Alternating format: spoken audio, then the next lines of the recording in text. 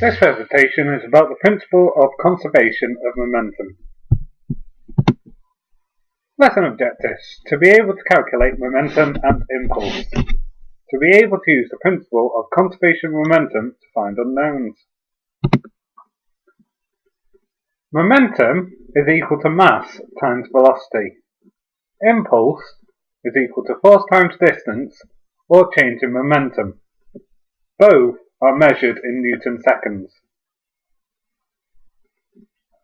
Now, when a collision occurs, we have three stages.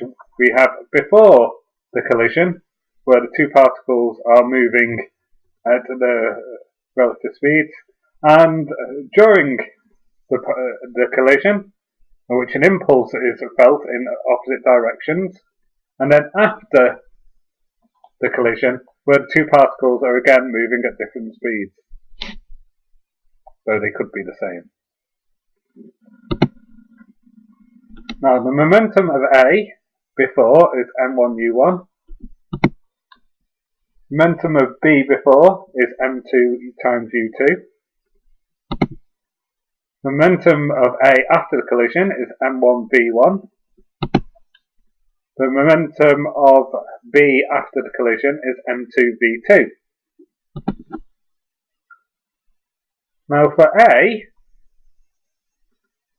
the momentum before, take away the impulse, as this is the change in momentum, and the impulse is pointing to the left, so it's opposite to motion. So we have m1 u2 minus the change in minus the impulse is equal to m1v1, the final momentum. For B, we add the impulse because it's adding to its momentum. So it's m2 u2 plus I is equal to m2 v2. So m1 u2 plus m2 u2, the total momentum before, equals m1 u1 minus I plus m2 u2 plus I, as the i's cancel out, which is equal to m1 v1 plus m2 v2, the total momentum after. So m1 u1 plus m2 u2 equals m1 v1 plus m2 v2. The total momentum before is equal to the total momentum afterwards. No momentum is lost. This is the principle of conservation of momentum. In this first example, the particle A of mass 2 kg is moving with speed 5 meters per second on a smooth horizontal surface. Particle B of mass 4 kg is at rest on the surface. A collides with B. After the impact, A continues to move in the same direction, but with a speed of 1 meter per second. It's often best in mechanics to draw a diagram representing this information. So for A, before and after, so we've got particles A and B, before and after. A has mass 2 kg, B has mass of 4 kg, and the same after the collision. A is moving with a speed of 5 meters per second. B is stationary, at rest, therefore with a speed of 0 meters per second.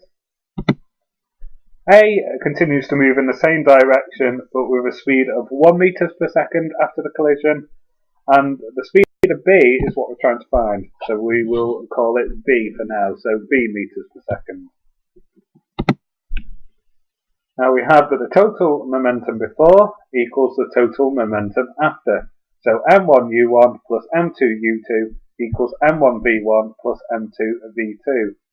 So for this scenario, mass of A is 2 times its speed 5 plus 4 mass of B times 0 equals mass of A 2 times 1 plus mass of B 4 times V. So simplifying, we have that 10 is equal to 2 plus 4V. And then to find the speed of B, we need to solve this equation. So taking 2 from both sides, we get that 4V is equal to 8. Divide both sides by 4,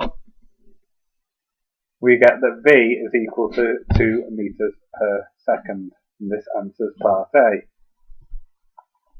Now part B asks us to find the magnitude of the impulse exerted by A on B. Now in these sort of questions it doesn't really matter which particle you use to find the impulse, because they are equal but in opposite directions.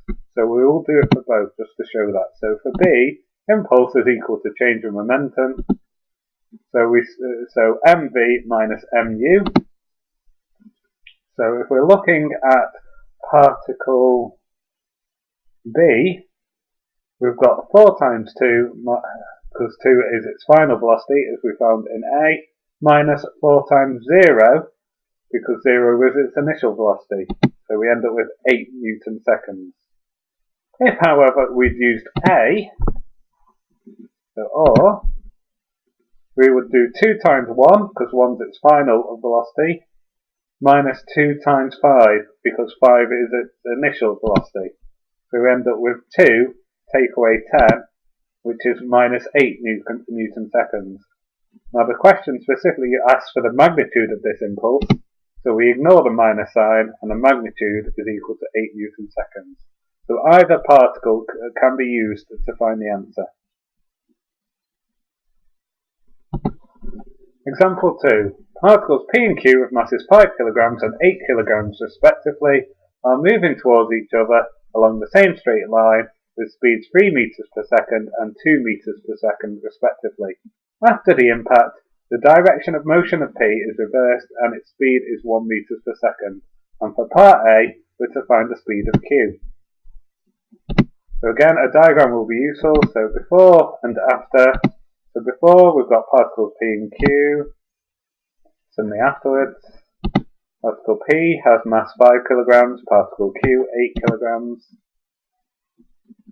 And P and Q are moving towards each other along the same straight line with speeds of 3 and 2 respectively. So the arrows are pointing towards each other. 3 for P, 2 for Q.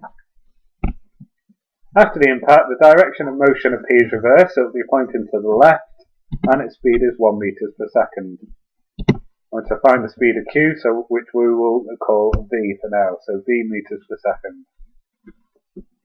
Now again, we're using total momentum before equals total momentum afterwards. m1u1 plus m2u2 equals m1v1 plus m2v2. Now the important thing here is that it's not actually speed and momentum, it's velocity that we use, so the direction is important. So if we make light of it,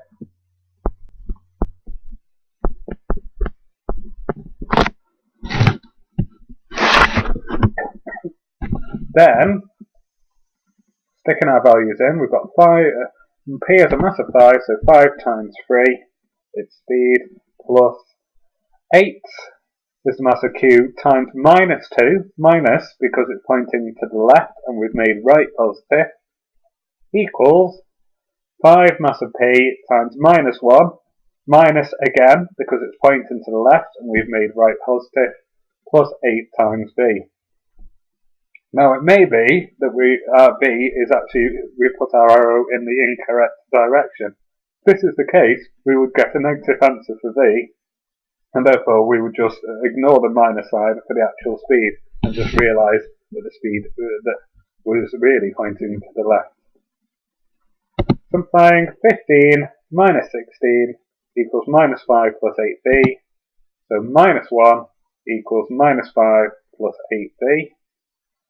Add 5 to both sides. 4 is equal to 8v. 5 to both sides by 8. V is equal to 0.5 meters per second.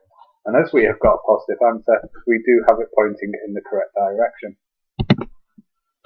Now for part B, we're to find the magnitude of the impulse again. We could, as before, we could use either P or Q, and we will do both to check.